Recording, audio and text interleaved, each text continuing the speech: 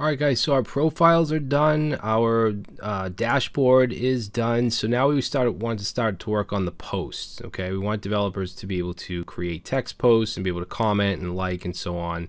You know the deal. We already created the back end, so we know what's to come. So let's create our reducer and our action files, action types, things like that for posts. So we're going to go into, let's see, reducers, and let's create a new file called postReducer.js. So basically any new resource you introduce into your app, you're most likely going to create a reducer for. Alright, so in this post reducer, we're going to create an initial state just like we did with the rest. And this initial state is going to have posts, which will be an array. It's going to have posts, which will be the single post, which is an object. And it'll have loading, which will be false by default. Alright, then we want to export default function, and inside this function it's going to have state, which is going to be equal to our initial state, and then also the action. Okay, and then of course the default case is just to return the state. Alright. Whoops, I didn't put a switch in. Let me just cut that out, and let's say switch, and we want to test for the type, which comes from the action. Okay, and then we have our default state, or our default case, which will return the default state.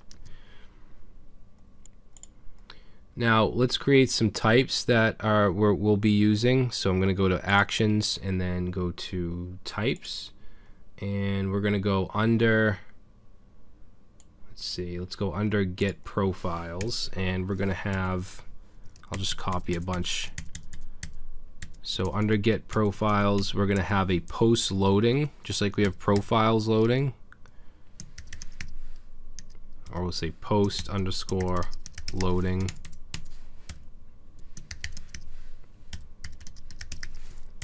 Okay, we also want get posts.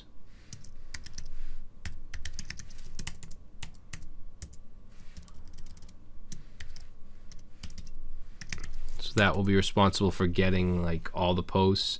Then we'll also have get post to get the single post.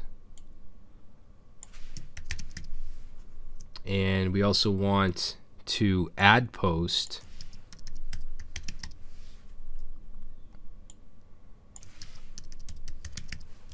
And then we want delete post.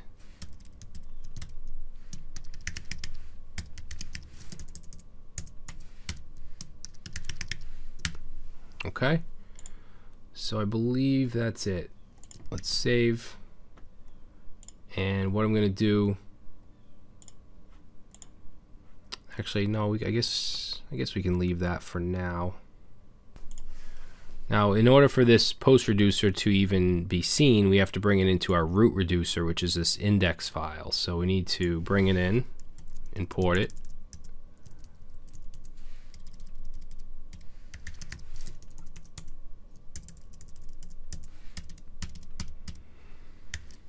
So post reducer, we're going to add it down here, post, set it to post reducer. Alright, so that looks good. We can save this file, and we don't have to touch this again ever, unless you're going to add on to the application after the course. Now, the first thing we're going to do when we get to our components, when we create our post component, is add a post. So I think what I want to do now is just add the action to add a post, and then we'll go and we'll create the component. What we've been doing is starting in React and starting with creating the component and then the action, but I think I want to switch it around for this, at least for now. So let's create our action file. So we need to go in actions and create a new file called postactions.js. And in post actions, we're going to, of course, import Axios because we're going to be making requests. And let's go ahead and import. For now, we'll just import addPost. And let's also do get errors. Okay, get errors is used in all of the actions. So we'll import those from types.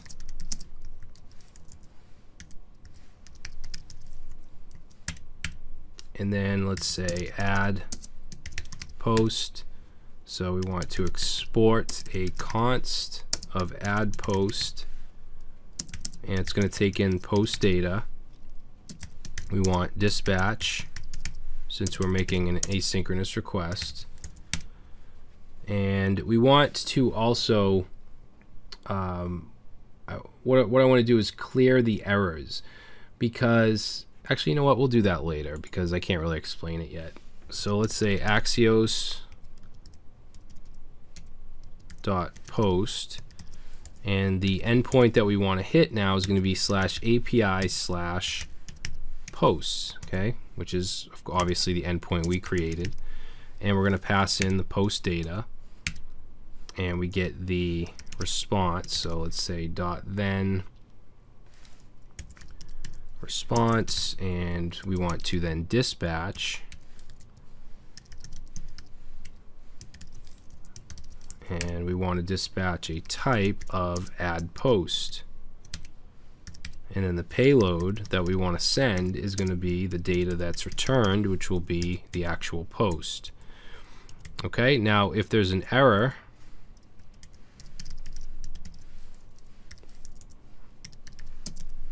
then we want to dispatch